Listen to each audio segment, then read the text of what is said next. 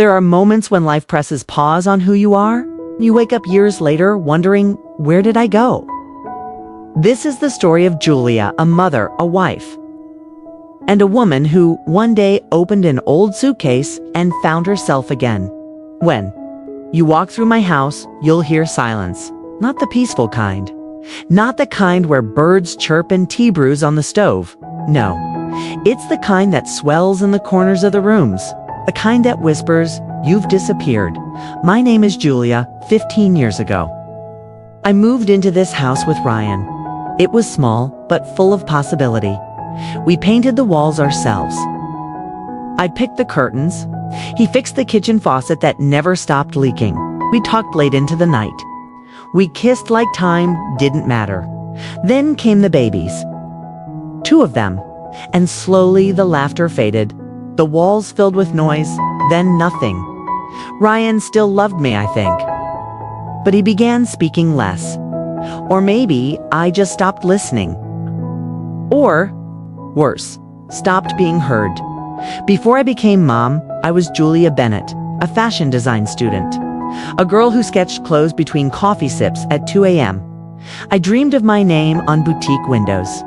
I believed that I could make beauty with my hands. I once walked a runway. Just once. It was my final project in Collega pink silk dress I made by hand. I stitched it in my dorm room, cried over every imperfection, and walked down the stage. Like it was Paris Fashion Week. People clapped. My professor said, "Julia, you have a voice." Then I met Ryan. We fell in love, fast, beautifully. He made me feel seen for a while, and then I folded my pink dress, tucked away my sketchbooks, and told myself love is enough. But love without self is a quiet kind of loss. One Thursday morning, after dropping the kids at school and scrubbing spaghetti off the dining chairs, I sat down at the kitchen table and realized I didn't know what to do next. Not because there wasn't work, but because I didn't know who I was beyond the work. I made everyone's life easier, but no one ever asked what I wanted for dinner. No one noticed when I didn't sleep. No one said thank you. Ryan came home that evening, dropped his bag, kissed my cheek absently. "How was your day?" I asked. "Busy," he said, already scrolling. On his phone, "Did you pick up milk?" That was it. That was our life. Transactions, logistics, a calendar with no soul. It started with a favor, my friend. Sarah had her first baby. I promised to find our old stroller in the attic. Ryan said he'd help but forgot 3 times, so I climbed the creaky stairs. Myself, dust swirled in the sunlight like forgotten time. Boxes lined the walls. One was marked Julia College. I almost didn't open it. But something, maybe hunger, for who I used to be, pulled me toward it. Inside was the pink silk dress. My hands trembled when I touched it. It had yellowed slightly, but it still shimmered in the light. Tucked beneath it were my sketchbooks, my photos, my old ID badge from design school. And suddenly I wasn't in the attic anymore. I was 21 again, hair tied up in a messy bun, eyes burning with dreams. I was laughing with friends backstage. I was stitching until my fingers bled. I was alive. I sat on the attic floor, dress in my lap, and I cried. Long, hard, quiet, because that woman was gone. And I didn't even notice her leaving that night. I made homemade lasagna, the kind Ryan loved, before he started eating in silence. I placed the dress on the bed, hoping someone would notice. They didn't. Ryan sat, scrolled, chewed. The kids chattered about video games and school gossip. I cleared my throat. "Guess what I found today?" I began. They looked up briefly. My final project dress from college. The pink one. Remember? I used to design clothes. I even walked a runway once. Ryan smiled thinly. "Oh yeah, that was ages ago, right?" I nodded then. He added, "You should have kept going. You were good." And just like that, he went back to his phone. The moment passed. I cleared the dishes. No one asked to see the dress. No one said, "I'm proud of you." No one saw the tears that nearly spilled into the sink at midnight. The house asleep, I slipped on the dress. It still fit? Tighter, yes. Softer in some places. But it fit. I stood before the mirror expecting to see a woman pretending, but she looked radiant. Her hair was grayer. Her eyes held pain. But there was still light. There was still her. I whispered to the woman in the mirror, "I miss you." She didn't answer. But she smiled.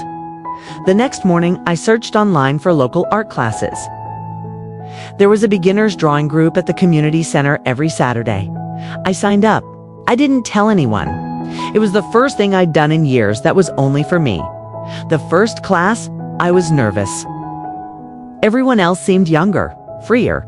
But when I picked up the pencil, my hand remembered. My soul remembered. I sketched a self-portrait, the day not just of my face, but of my spirit. And for the first time in years, I breathed. Week by week, I drew, then painted, then sewed again. I turned the attic into a mini studio. My kids thought it was a craft phase. Ryan noticed I smiled. "More," said fewer tired sighs. But he didn't ask Dot until one day he found a sketch on the kitchen counter. A design for a flowing sky blue dress, delicate, hopeful. He stared at it a long time. "You drew this?" I nodded. "It's beautiful." He still got it. Thing after a pause. "Why'd you ever stop?" I wanted to scream. To list the nights I stayed up with sick kids, the dreams I shelved for soccer practice, the meals I made without thanks. But instead I said because I thought it was the right thing to do. He looked at me, really looked at me. And I saw something flicker. Guilt, regret, or maybe realization. One Saturday, my art teacher said, "Julia, you've got something. Have you ever considered sharing your work?" I laughed. Then I thought, why not? I rented a small booth at the local spring fair, hung sketches, displayed a few hand-sewn dresses. I didn't expect much, but people stopped.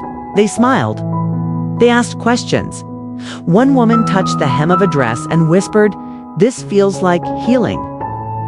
And I almost cried right there. Later that day, Ryan and the kids showed up. My daughter gasped, "Mom, did you make all this?" I nodded. Ryan didn't say much, but he stood by me the whole time, held my hand behind the table, and that night, as we tucked the kids in, he said, "I'm sorry I didn't see you before, but I see you now." Sometimes, I still go up there, not for boxes, but to remind myself she's still here. The girl with the dreams, the woman with the spark, the mother who rediscovered her fire. If you're watching this and wondering where you went, check your attic, your sketchbook, your kitchen table.